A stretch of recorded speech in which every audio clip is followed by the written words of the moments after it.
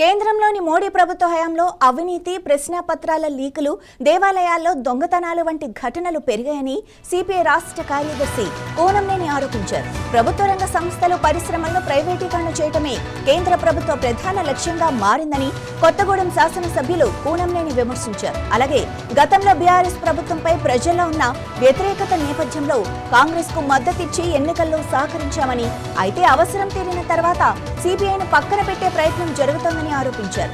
CPI పార్టీని తక్కువ అంచనా వేస్తే బీఆర్ఎస్ కు పట్టిన గతే కాంగ్రెస్ పార్టీకి పడుతుందని కోనంనేని హెచ్చరించారు.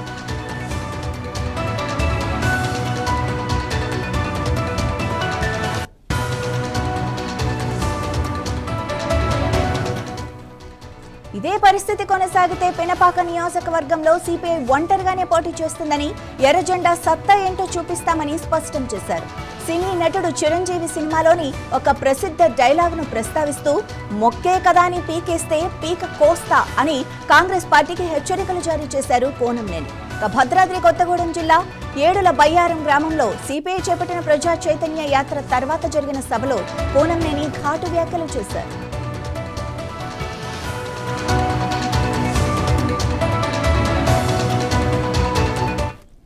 కమ్యూనిస్ట్ పని అయిపోయిందని, కమ్యూనిస్టుల పని అవ్వటం గాని, కమ్యూనిస్టులని అంతం చేయటం గాని, కమ్యూనిస్టులు లేకుండా చేయటం గాని ఎవరి వల్ల ఈ భూ ప్రపంచంలో కాదు, ఎవరి వల్ల కాదు. మా అయోధ్య లేడు, అయోధ్య ఉంటే వాడు సంతోషపడేవాడు.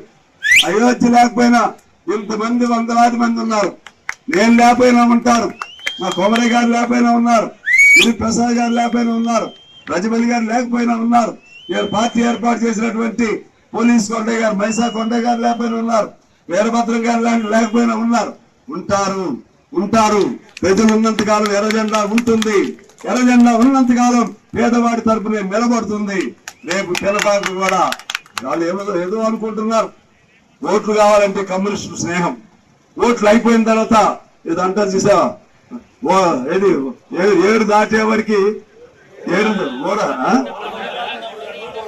ఓడ దాటినాక మేమేం పెద్ద పెద్ద పదవులు కోరుకోవట్లేదు. కానీ మమ్మల్ని అవమానపరిస్తే బీఆర్ఎస్ కి ఏ గతి పట్టిందో అదే గతి మీకు పడుతుంది. వీళ్ళందరూ కష్టపడి మీకు ఓట్లేసి గెలిపించారు. నాకు వేశారు, అక్కడ కాంగ్రెస్ వాళ్ళు వేశారు, టీడీపీ వాళ్ళు వేశారు. నేను స్నేహధర్మం పాటిస్తాను, మీరు కూడా పాటించండి. పాటించకపోతే మీకు రక్షించేవాడు ఎవడు ఉండడు. మిమ్మల్ని ఉండాలని మేము కోరుకుంటున్నాం కాంగ్రెస్ ని. ఎందుకంటే బీజేపీ లాంటి మతోన్మాద పార్టీ రాకూడదని మేము కోరుకుంటున్నాం. అందుకని మేము సపోర్ట్ చేశాం. మీ పతనం మీరే రాసుకుంటే, మీ పతనానికి సంబంధించి మీరే దానికి శిలాపలకం తయారు చేసుకుంటే, మీ దాన్ని ఏమంటారు, మీ శ్మశాన వాటికి ఉంటుంది, శవపేటికను మీరే తయారు చేసుకుంటే మేమేం చేయలేం. అందుకని చెప్తున్నాను, కమ్యూనిస్టుల్ని వీళ్ళేముందని చిరంజీవి సినిమా డైలాగ్ చూసావా, ఒక్కే కదా అని పీకితే పీక కోస్తామని. ఒక్కే కదా, కమ్యూనిస్టే కదా, వీళ్ళు 10 మందే కదా అనుకుంటే ఈ 10 మంది చాలు మీ సంగతి చూస్తారని చెప్పి